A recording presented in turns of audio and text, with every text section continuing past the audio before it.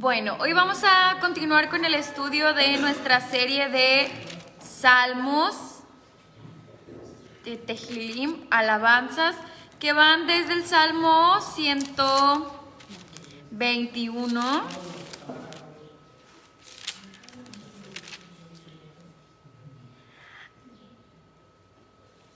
Perdón, 120. Desde el 120 hasta el 134. Ajá. Bueno, ya se están conectando por ahí, pero no alcanzo a ver quiénes. No me sale quiénes son. Ah, hermana Poli. Hermana Mimi. Hola, hermana Mimi. Hermana Shirley. Shabbat Shalom. Bueno, pues vamos a continuar con esta serie de ¿cuántos salmos? ¿Cuántos salmos la componen? 15. 15. ¿Cómo se llaman? ¿Qué? Se llaman, en hebreo se llaman Shir HaMalot. Shir HaMalot. Ajá. Entonces vamos a explicar que, bueno, Shir ya saben qué es. Canto, cántico, Shir. Y Maal significa grado o peldaño. Y el plural es Maalot, peldaños o grados. Y Hamalot es los grados o los peldaños. Así se traduciría, ¿no? Entonces es canción de los peldaños, de los grados, gradual, de las subidas, de ascensión. ¿Cómo más vienen otras versiones? Gradas, ajá, gradas, escalinatas, todo eso. Entonces la idea es subir, pero que esa subida es gradual, como cuando subes unas gradas, unas escaleras, es una subida gradual, ¿verdad? Entonces así es en hebreo, Shir Hamalot, subidas, ascensiones, escalinatas, y son 15 salmos. Del 120 al 134. 15. Ajá. Y la semana pasada dijimos que el 15 en la gematría, que es donde estudian los números, el 15 es uno significa redención, está relacionado con la redención. Ajá, y que además para los judíos, bueno, sí, es muy importante este número porque desde el patriarca Abraham hasta David Hamelech hay 15 generaciones. Entonces, por eso también se relaciona con la redención. No sé. No sé, pero creo que sí. 14, ¿no? Bueno, ellos dicen 15. Bueno, entonces, bueno, ya dijimos el nombre, ya recordamos cuántos salmos lo componen y alguien que me ayude por favor a platicarnos si recuerdan de qué se tratan estos salmos o en qué canciones, en qué situación eran entonados. Ok, pero platíquenos más. ¿De en qué ocasión se entonaban estos salmos, estos cánticos principalmente? Cuando tenían que peregrinar, Ajá. iban cantando pues estos cánticos para llegar a las fiestas a Jerusalén. Muy bien, hermana, así es. Fiestas de Pesach, Shavuot y Sukkot. El mandamiento dice que cuántas veces se tenían que presentar en Jerusalén. Tres veces al año para celebrar las festividades de Pesach, Shavuot y Sukkot. Muy bien, entonces ese era un mandamiento, ¿verdad? Y los que no vivían en Jerusalén tenían que hacer, como dijo la hermana, una peregrinación para llegar hasta Jerusalén y pues en tiempos ya del templo, pues al templo. Entonces, en toda ese recorrido que ellos hacían desde los pueblos que estaban alrededor, pues eran caminatas que ellos hacían por el desierto, porque sabemos que Jerusalén está situado en una zona desértica.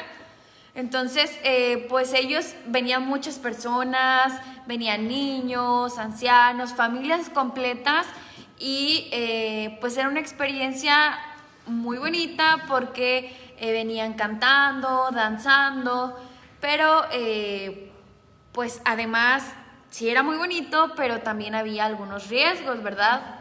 Porque pues era un viaje de días el que ellos hacían.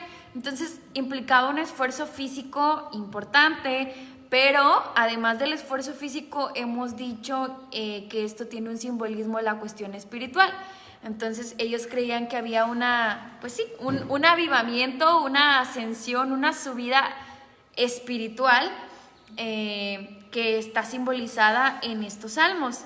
Y ellos, bueno, subían porque pues tenían que subir hacia el monte donde estaba el templo y hacia Jerusalén propiamente, que está sobre montes, pero también nos simboliza una ascensión espiritual donde era tanto en lo individual como en lo colectivo. Ellos creían que realmente pues iba a haber algo especial con tanta gente, tantas personas, tantos hijos del Eterno celebrando estas fiestas.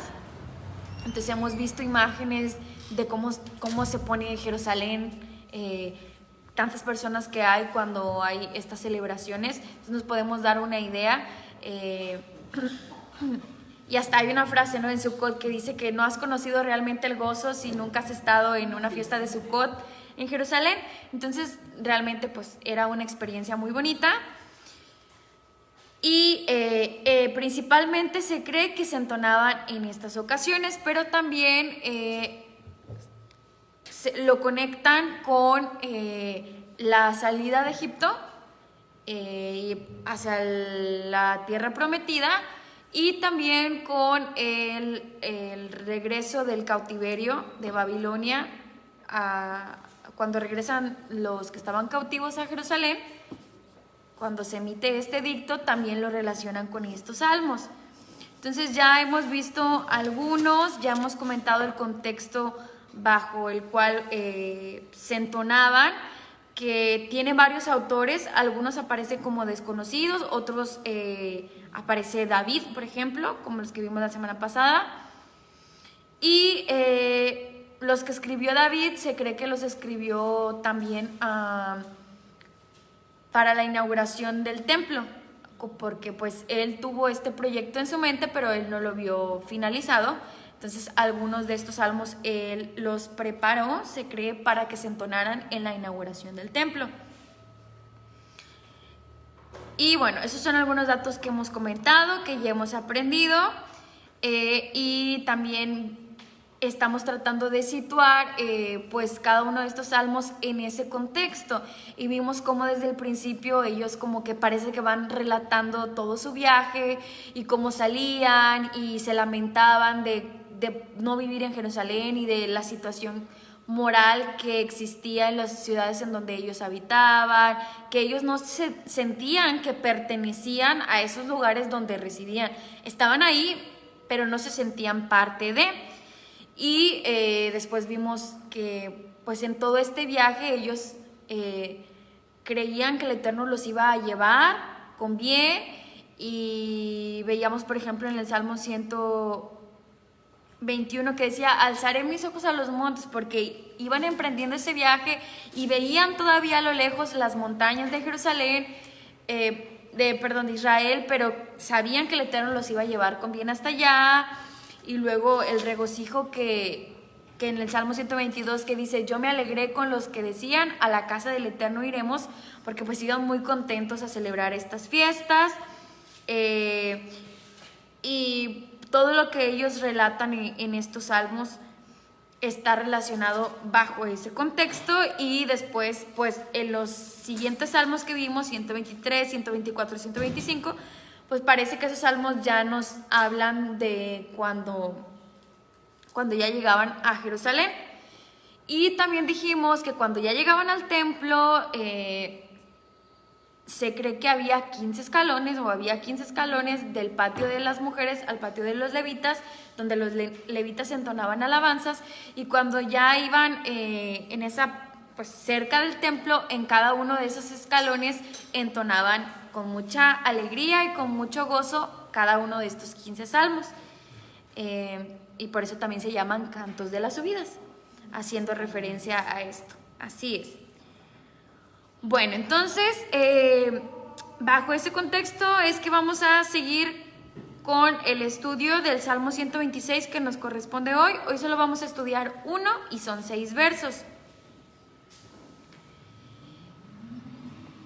Y bueno, el Salmo 126, les digo, son 6 versos y vamos a hacer algunos comentarios acerca de este salmo.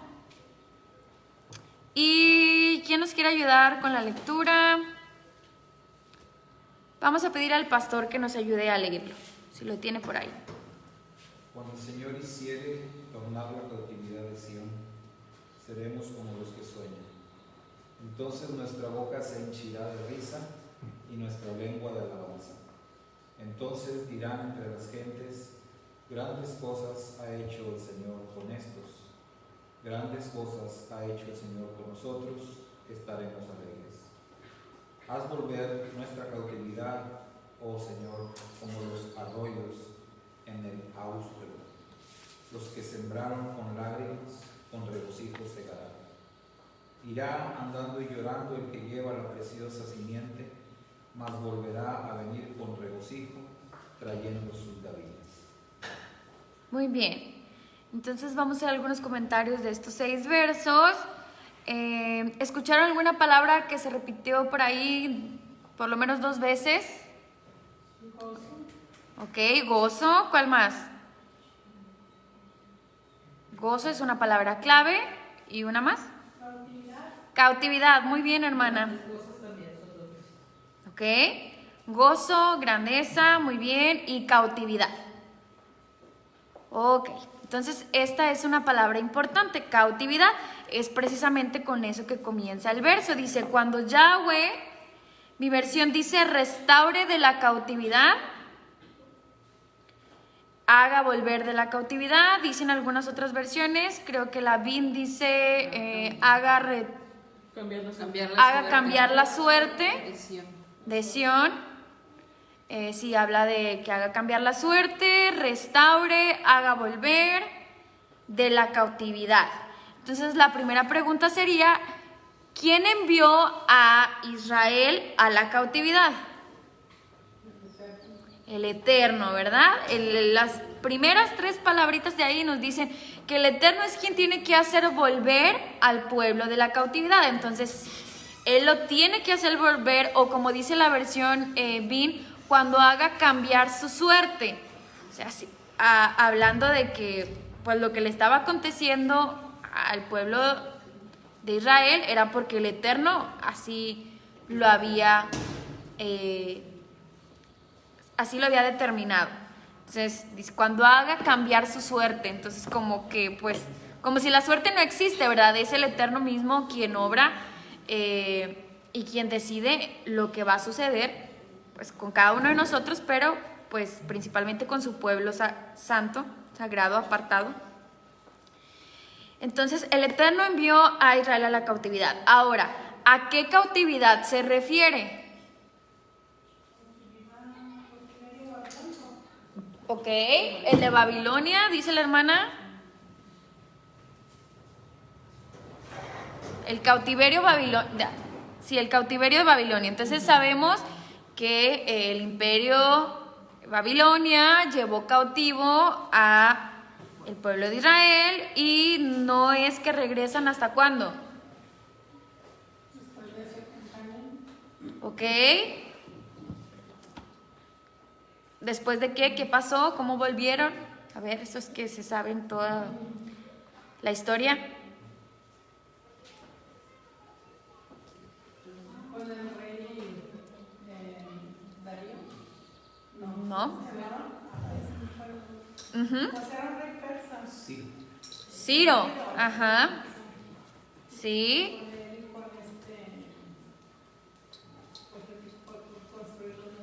Ok, con la reina Esther, ajá. Consuelo, que El rey la historia Consuelo. era Jerjes. Ok, muy bien. Entonces vuelven hasta ese entonces. Y a mí me llama la atención que este salmo se encuentre dentro de una colección de salmos que creemos la mayoría fueron escritos ¿por quién? Por David. Entonces, pues si así fuera y este salmo también fuera escrito por David, de alguna forma, bueno, David estaría profetizando lo que había de pasar con el pueblo de Israel.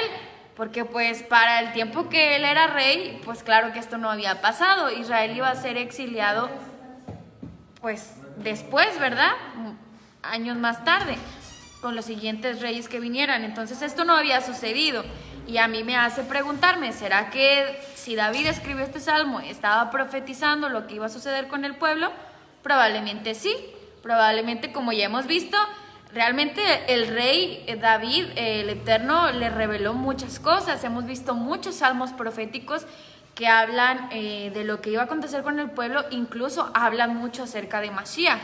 Entonces yo creo que pudiera ser que sí, este es un salmo profético que pues fue escrito mucho antes de que los mismos profetas que traían este mensaje de advertencia para el pueblo, de que si no regresaban a los caminos del Eterno iban a ser exiliados. Mucho antes de que los profetas aparecieran, ya en este salmo el rey David está profetizando lo que iba a suceder. Entonces dice: cuando el Eterno restaure de la cautividad a Sión, seremos como, mi versión dice, los que se alegran. La Reina Valera dice los que sueñan. Nuestra boca se llenará de risa. No, antes, en el verso 1. Boca se llenará de risa. Antes. Creíamos estar soñando. Lo vemos como en un sueño. Lo vemos como en un sueño, creíamos estar soñando. Entonces esto habla como de, pues de algo que se ve como un sueño, como algo difícil, complicado. Pues sí. Pudiera ser más, no imposible, porque tú a veces tienes un sueño y sabes que dices, yo tengo este sueño, pero sabes que a lo mejor con esfuerzo, con dedicación, puedes lograrlo, puedes alcanzarlo, no es algo imposible. Entonces, ahí dice, lo veíamos como en un sueño o creímos estar soñando. Y dice el verso número 2, ahora sí, entonces nuestra boca se llenará de risa y nuestra lengua de alabanza. Sus versiones, como dicen, también igual, ¿verdad? Hablan acerca de la risa, gritos de alegría, gozo. Muy bien. Entonces vamos a leer algunos versos de los profetas para que tengan bien lista su Biblia y me ayuden a buscar. Vamos a empezar con estos. Jeremías 31, 7, 12, 13, Jeremías 35, 10, Isaías 61, 7, Isaías 51, 11. Lo repito, Jeremías 31, 7, 31, 12 y 13, Jeremías 35, 10, Isaías 61, 7, Isaías 51, 11. Entonces, quien los vaya teniendo, traten de no buscar el mismo. ¿Cuál tienes? 31, 7, muy bien. Yo Isaías 51. Ok, vamos a empezar con Jeremías 31, 7.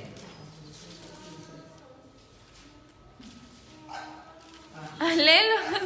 Porque así ha dicho Yahweh, griten de gozo por Jacob, clamen en las crucijadas de las naciones, canten fuerte en alabanza y digan, salve Yahweh a tu pueblo, al remanente de Israel.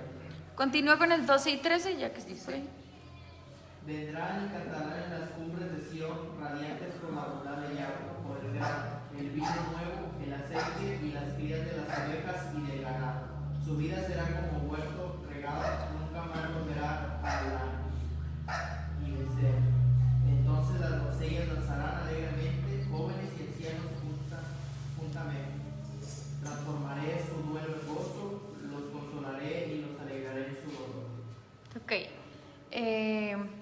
¿Alguien más tenía el 31:7? A ver, léalo, hermana.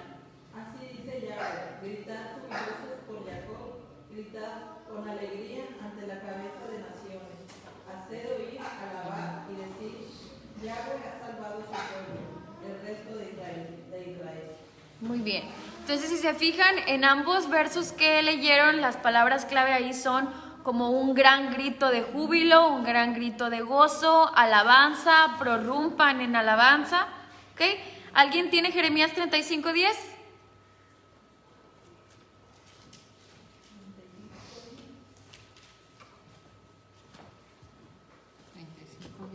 Hermana, ¿la tiene? Asunción.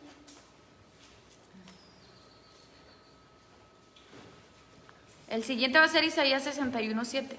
Sí, hemos habitado en tiendas y hemos obedecido todo lo que nos mandó nuestro Yahweh. 35:10, no. Sí. Jeremías. A ver, léanlo otra vez. Hemos habitado en tiendas y hemos obedecido. Ah, era Isaías 35:10. Me equivoqué. Dije, no, ese no es. Bueno, si alguien tiene Isaías 61:7, Yo. ¿ok? Como su vergüenza fue doble, la gente gritaba, la desgracia es su porción. Ciertamente tendrán una doble porción de su tierra, el gozo será de ustedes para siempre. El gozo. Muy bien. Isaías 51:11. Dice, así que los rescatados de Yahweh volverán y entrarán a Sion con cánticos coronados de gozo perpetuo, alcanzarán gozo y alegría mientras huyen la tristeza y el gemido. Muy bien. Gozo, gozo, gozo, alegría. Y Isaías 35:10, ¿alguien lo tiene? Y los rescatados de Yahweh volverán y entrarán en Sión con cánticos coronados de alegría perpetua. Alcanzarán gozo y alegría y huirán de la tristeza y el gemido. Muy bien. Ya fueron todos, ¿verdad? Entonces, todos nos hablan de un gran gozo, de gran alegría y de alabanza, que es precisamente lo que está hablando el verso número 2. Dice, entonces nuestra boca se llenará de risa, nuestra lengua de alabanza. Todas las versiones dicen así, gozo, alegría, alabanza. No te escucho. Clamor gozoso. Ok. Entonces dijimos que esto se refería a la cautividad de Babilonia y cuando ellos regresan nuevamente a Jerusalén. Pero aquí es donde nos vamos a poner los lentes proféticos y vamos a decir que todas estas profecías que estamos hablando no nos hablan propiamente del regreso de la cautividad de Babilonia, sino de que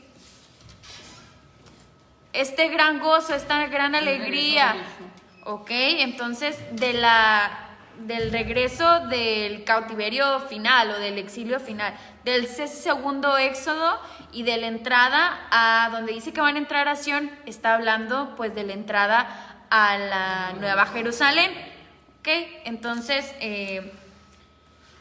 todas estas profecías que leímos, tanto en Jeremías como en Isaías, que hablan acerca de ese gran gozo, de esa gritos de júbilo, de alabanza, de alegría que van a tener lugar, están haciendo referencia a la entrada a la Nueva Jerusalén, el regreso de Mashiach,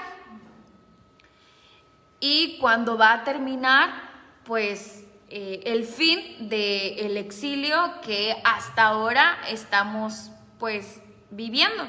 Entonces, a lo largo de la historia no fue solamente el cautiverio de Babilonia, sino que ustedes saben que aunque Israel regresó una parte a Jerusalén o a Israel, pues siguieron habiendo muchos otros imperios que dominaron a Israel. Hablábamos la semana pasada precisamente de cuántas veces la ciudad de Jerusalén ha sido sitiada, destruida, reconstruida, atacada.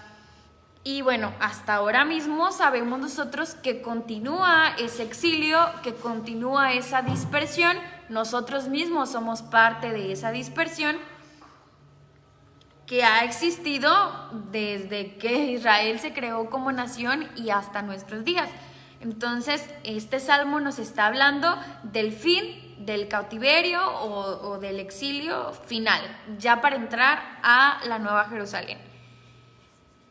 Y dice ahí que pues entonces va a haber mucho gozo, mucha alegría, alabanza, risa, y dice, entonces dirán entre las naciones, grandes cosas ha hecho Yahweh con ellos.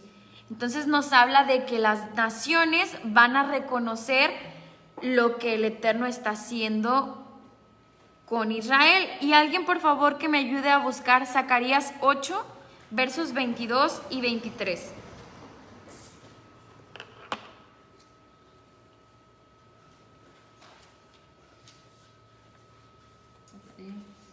8, versos 22 y 23. Escrima. Sí, muchos pueblos y naciones poderosas vendrán de todo corazón a buscar el rostro de Adonai, a Elión en Jerusalén, y a implorar el favor de Adonai. Elohim a Elión dice, en aquellos días 10 hombres de todas las lenguas de las naciones tomarán del manto del judío, diciendo, iremos contigo porque hemos oído que el Eterno está contigo. Muy bien. Entonces ahí habla que las naciones, como parte de esa restauración final, que pues ya estamos viendo, que nosotros creemos que ya estamos en esos tiempos finales y que esa restauración ya existe, dice que las demás naciones lo verán y lo reconocerán y querrán venir a ser parte del pueblo elegido. Y dice que pues 10 naciones se van a tomar del manto de un judío, entonces quieren venir a formar parte de Israel. Y como aquí dice el verso número 2, dice, entonces dirán entre las naciones, grandes cosas ha hecho Yahweh con ellos. Entonces las demás naciones, los elegidos de entre las demás naciones, ven lo que el Eterno está haciendo con su pueblo y lo reconocen y dicen, grandes cosas ha hecho Yahweh con ellos. El reconocimiento de las demás naciones de que el Eterno existe y que Él ha elegido un pueblo y pues la salvación que el Eterno está haciendo con su pueblo. Y eso los hace querer venir a formar parte de esto. Entonces estamos conectando este salmo con todos estos textos proféticos. Dice el verso número 3, grandes cosas ha hecho Yahweh por nosotros, estamos alegres. Verso número 4 dice, haznos retornar de nuestra cautividad, oh Yahweh. Entonces allí hay una petición, haznos retornar de nuestra cautividad, oh Yahweh. Porque pues de alguna forma se está profetizando que el pueblo iba a ser exiliado, todo lo que ya comentamos, que ya sucedió históricamente, pero como les decía, una vez que retornaron, ese no fue el único exilio, la única vez que fueron llevados a cautividad, la única dispersión, no, iban a venir muchas más a lo largo de la historia. Entonces, de alguna manera que se repita nuevamente esto de la cautividad nos habla de eso, de todo lo que iba a suceder pues posteriormente y de todas las veces que los elegidos del Eterno iban a sufrir el ser dispersos, el ser exiliados, el ser expulsados a otras naciones. Entonces nos habla de eso y de esa petición que existía en su momento cuando fueron llevados cautivos a Babilonia y existe hasta nuestros días. Nosotros también podríamos utilizar estas palabras y decir, al Eterno, haznos retornar de nuestra cautividad a nosotros, a nuestros demás hermanos dispersos en el resto de las naciones. Esa súplica que de este salmo que se escribió hace tanto, pues sigue siendo nuestra súplica hoy en día y anhelamos que esa dispersión termine y porque eso significa que pues Mashiach habrá de venir para reinar desde la Nueva Jerusalén. Entonces es esa nuestra petición hasta ahora, que el Eterno nos haga retornar de nuestra cautividad y que Yeshua venga pronto y en nuestros días. Y luego dice, oh Yahweh, como los arroyos del Negev. ¿Cómo dicen sus versiones? No, estamos todavía en el Salmo 4, verso 4.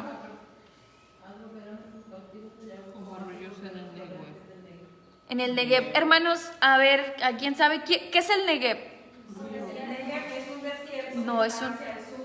Es que esta versión mía dice, haz retornar de nuestra comunidad, de nuestra cautividad, oh Yahweh, como los arroyos del sur. Como los arroyos del sur, ok. Porque también dice el sur y también viene Negev.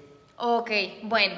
El Negev no es un río, no es un río, es un desierto.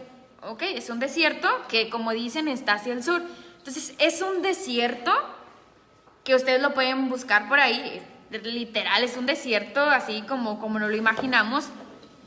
Pero en Israel, cuando llueve, por ejemplo, que llueve, digamos, en Jerusalén, cuando llueve mucho, y ustedes van a poder por ahí buscar, si les da curiosidad, busquen en internet arroyo en el desierto de Negev o algo así, y se ve un video como de la nada está la gente ahí en el desierto y de repente se ve así como que viene con bastante fuerza, como si viniera un río, pero todo está seco. Pero es que de las montañas, cuando llueve o cuando llueve así en Jerusalén, baja toda esa agua y va a dar al Negev. Entonces, ¿mande? Al desierto. Y parece como que hay un arroyo ahí, pero pues sí, se ve, en el video se ve bien clarito dónde viene toda el agua. Está todo seco, es un desierto y como que viene bajando así como agua, pero es agua de lluvia. Entonces es algo que pues no pasa siempre, no es que siempre haya agua ahí en el Negev, no es un desierto, es algo que pasa de forma, ¿cómo podríamos decir? Inesperada, no sabes cuándo va a suceder eso, porque pues es nada más cuando llueve, de una forma, digamos, milagrosa. De una forma milagrosa es que en un lugar desierto de repente aparece agua, un arroyo. Entonces podemos entender mejor este tema de haznos regresar de la cautividad como los arroyos del Negev. Entonces, de una forma milagrosa, de una forma repentina, inesperada. ¿Mande? Asombrosa, porque si te asombra ver cómo viene el agua en el desierto de repente. No sé, ahí ya con esa imagen en la mente podemos entender mejor lo que el salmista está tratando de expresar. Y otra forma de interpretarlo es también haciendo la relación precisamente con esto de el Negev, porque hay profecías acerca del Negev. Entonces, haznos retornar de nuestra cautividad como los arroyos del Negev, o también puede entenderse como restáuranos, haznos retornar al Negev, o sea, para volver al Negev. Entonces, fíjense que hay una profecía que si alguien me ayuda, por favor, a buscar Abdías, nada más tiene un capítulo, versos del 17 al 21. Hoy andamos viendo textos de todos los profetas. Abdías 17, versos 17 al 21. Pero en el monte Sión sobrevivirá un remanente y será salvo. La casa de Jacob desposeerá a los que los desposeyeron a ellos. La casa de Jacob será fuego y la casa de Yosef llama, y la casa de Saúl será paja. La quemarán y la devorarán, y ningún sobreviviente quedará de la casa de Saúl, porque ha hablado Yahweh. Así poseerán el Negev y el monte Esab también. La Shephelah y Bereshit poseerán el país efraimita y el distrito de Shalom y Benjamín junto con Gilad. Y aquel ejército exiliado de israelitas poseerá lo que le pertenece a los cananitas hasta Sarepta, mientras que la comunidad exiliada de Jerusalén en Separat poseerá los poblados del Negev, porque mancharán libertadores en el monte de Sión para hacer juicio en el monte Edom, y el dominio será de Yahweh. Ok, entonces esa es la profecía en contra de Edom que estudiamos nosotros en Abdías. Ya hemos hablado acerca de Edom, que algunos dicen que Edom es Roma. Entonces aquí fíjense, ya está hablando de otro cautiverio, de otro imperio que dominó a Israel. Bueno, y ahí se menciona quiénes van a poseer el Negev, y está hablando precisamente de la restauración final, y se menciona ahí en 2 ocasiones que van a volver a el Negev. Entonces les decía, otra forma de interpretar el verso es: haznos retornar o vuélvenos de la cautividad a el Negev, o sea, a poseer la tierra del Negev. Y dice que quienes van a poseer esa tierra, o para quienes está esa promesa, ¿es para quiénes? ¿Pusieron atención? Oh, ahí tengan abierto Abdías, versos 17-21, para que comprueben esto que estamos diciendo, de que van a volver al Negev. Y es para... No. Los cautivos que habitan en Sefarad. Entonces les digo, está hablando acerca de cautivos, que es nuestro tema hoy. Y todavía no habitaban. No, y todavía no habitaban. No. Esto, ¿ustedes saben qué es Sefarad? Es en España. Ok. Se le llama así Sefarad lo pueden investigar, esto es historia así común, lo que se llama península ibérica. No está aquí Iván para que nos ilustre. La península ibérica, que es donde actualmente está España y Portugal. Entonces, Sefarad se le llamó al lugar donde estuvieron los judíos hasta el año 1492, cuando los reyes católicos los expulsaron hacia otras naciones. Ellos habitaron en ese lugar hasta el año 1492, que para nosotros ese año nos suena porque es cuando se conquistó América, ¿ok? Entonces, está hablando de cautivos que habitaban en la región de Sefarad, y que ellos son quienes van a poseer el Negev. Y estamos hablando que este salmo es un salmo profético que nos habla de la restauración final, de los cautivos que están en ese lugar. Así es. Entonces, claro que eso fue pues muchos años atrás. Y un dato que le comentaba al pastor que me impactó y que les quiero compartir. Silencio por allá. Es este dato acerca de Sefarad, que si ustedes investigan a dónde fueron los judíos que expulsaron de Sefarad, pues van a encontrar que muchos de ellos, con todas las colonizaciones que se estaban haciendo en América, se dice ahí la historia, y no es algo que yo esté inventando, ustedes pueden verlo, hasta ahí está en Wikipedia, se vinieron precisamente a América. Entonces todos esos judíos que habitaban en Sefarad se vinieron a América, ahí habitaron aquí, y luego ahí viene pues que posteriormente, después de la Primera Guerra Mundial, y ahí ya también vinieron a habitar aquí. Entonces habla como de todas las venidas o las llegadas, perdón, de los judíos desde Sefarad hasta América. Y me impactaba mucho este dato porque hasta ahorita como que lo entendí, de que, bueno, esto lo comparte el hermano Joseph Sánchez, y él dice que nosotros siempre nos identificamos con las ovejas perdidas de la casa de Israel, con las 10 tribus dispersas, pero realmente así ya viéndolo detenidamente, pues sí, estábamos perdidos y todo esto, pero en realidad, si nos vamos a la historia, es mucho más probable que nosotros seamos de casa de Judá. Si vemos los datos, y que todos los judíos que estaban en la región de Sefarad, los cautivos que estaban allí en Sefarad, de los que nos habla Abdías, vinieron a América, y nosotros somos descendientes de esos que llegaron, pues es mucho más probable que nosotros vengamos de casa de Judá, en un sentido histórico, como de sangre como tal. Claro, nosotros pues somos ovejas perdidas, nos identificamos mucho con esto del hijo pródigo que vuelve a casa. Sí, es cierto, pero así de una vista más histórica, algo más real, es mucho más probable que nosotros seamos casa de Judá. Entonces es algo que, como no lo había yo pensado todavía, o no sé, no me había pasado tanto por la mente, porque siempre nos enfatizamos más lo de las 10 tribus. Y el hermano invitaba a considerar el ministerio de Judá, porque ¿cuál era el ministerio para casa de Judá? ser protector del hermano menor, a alumbrar al resto de las demás naciones e instruir al resto de las demás naciones. Y él decía, bueno, si ahora mismo tu ministerio está siendo para instruir, para enseñar a otros del resto de las demás naciones, estás cumpliendo un papel o un ministerio como de Judá. Porque realmente,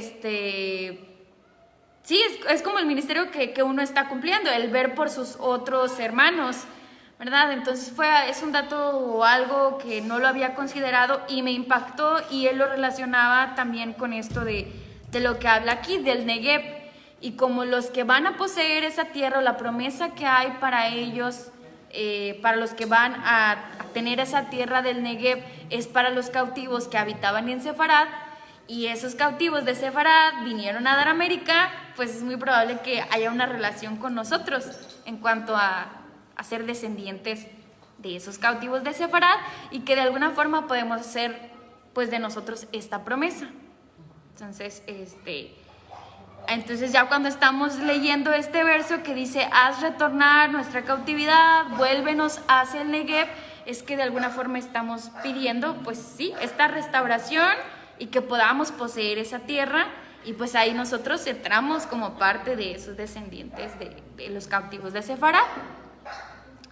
Y bueno, pues en términos generales se está pidiendo, como ya les decía, la restauración final, que la Nueva Jerusalén venga y que pues de la tribu que seamos, pero que podamos ser parte del pueblo elegido y estar dentro de la Nueva Jerusalén. Y finalmente dice, los que siembran con lágrimas cosecharán con gozo. Y a ver si alguien me ayuda a leer Jeremías 31:9 y 15 y 16. Jeremías 31:9, 15 y 16.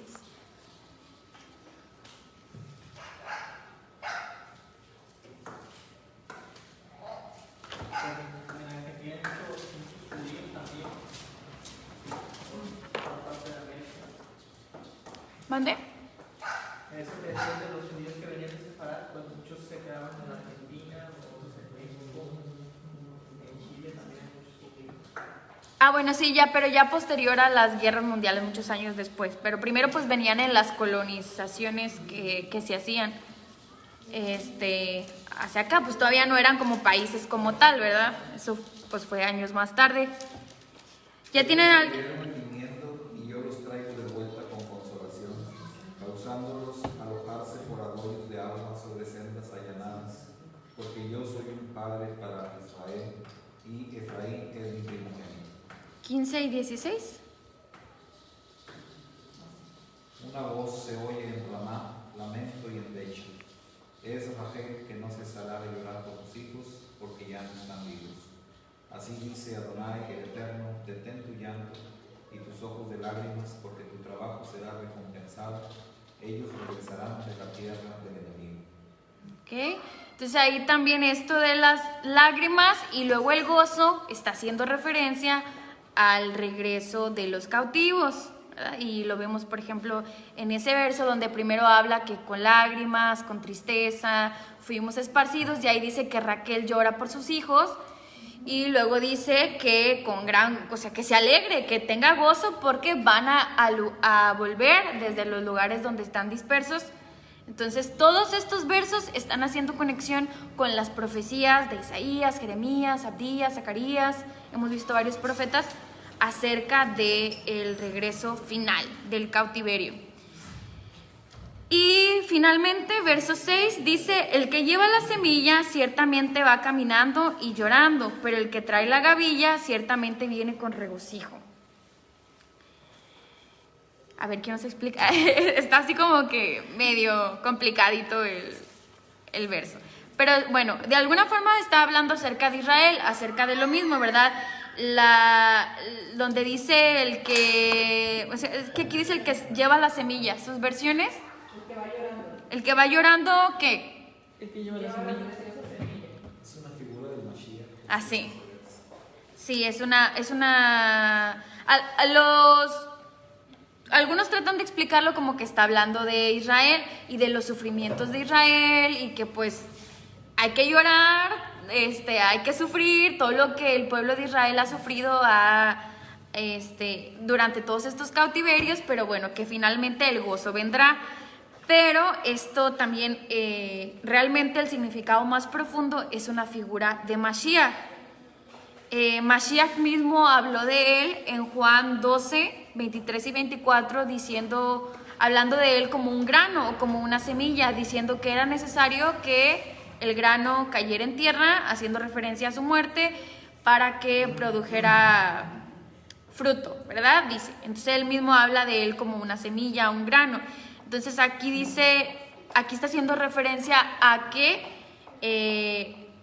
Mashiach sería quien sembraría llorando, porque fue a través de su sufrimiento, del Pesaj, pero que finalmente dice, el que siembra llorando, luego ¿qué dice? Volverá con gozo, trayendo sus gavillas, así es. Gavillas es pues los manojos, ¿verdad? De la cosecha. Entonces aquí está haciendo una referencia a Mashiach, que hemos estado hablando acerca del cautiverio, de todo lo que el pueblo ha sufrido, pero Mashiach de alguna forma nos revela aquí que con su muerte pues él iba a empezar con esa gran restauración. Desde que él vino, pues ese plan del reino, vino a cumplir o a inaugurar esta nueva etapa de redención para pues todos los dispersos, y es él el mismo que sembró llorando a través de su muerte. Será el mismo que volverá, dice ahí, ahora sí, a ver la cosecha, a ver el fruto, qué sucedió, y es él quien aparece aquí en este salmo proféticamente. Es una figura del Mashiach, como decía nuestro pastor. Aquí aparece pues precisamente quien nos da esa, pues a través de quien obtenemos esa redención, y quien pues será nuestro rey en esa nueva Jerusalén que esperamos y anhelamos ahora mismo. Entonces es una figura de Mashiach. Y bueno, pues eso es todo lo que tengo por hoy. No sé si tengan algún otro comentario, algo que agregar de lo que hemos comentado. Pastor, algo que se me haya pasado. ¿Todo bien? Bueno, entonces, pues sí, hermanos, así es como este salmo número 126, con solamente 6 versos, tan cortito, en 6 versos nos está revelando toda la historia del pueblo de Israel, todo lo que iba a acontecer, cómo se puede conectar con tantas profecías de Jeremías, Isaías, Abdías, Zacarías, vimos varios.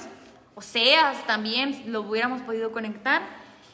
Y pues aquí se nos revela toda la historia del pueblo de Israel, la misma redención, y también nos habla acerca del Redentor en el último verso. Es lo que aprendemos de este salmo, y ya que lo leamos nuevamente, pues ya lo vamos a hacer con mayor entendimiento, sabiendo todo lo que implica y lo que realmente se está pidiendo cuando decimos, haznos retornar de nuestra cautividad. Bien. Bueno, gracias a nuestros hermanos que nos acompañaron, que nos están viendo por aquí, hermana Poli, hermana Keta, hermano Gregory, hermana Ignacia Peláez, hermana Sile y Angelina Luna, Irene Luna, Halrod. Y bueno, son los que me salen aquí, hermanos. Si alguien se me pasa, pues gracias por acompañarnos en nuestras clases de este Shabbat. Desde anoche han estado con nosotros y hasta hoy. Ya nada más queda pendiente la apertura. Shabbat Shalom. Nos vemos en la clausura. Shabbat Shalom. Ahí están, ahí salen.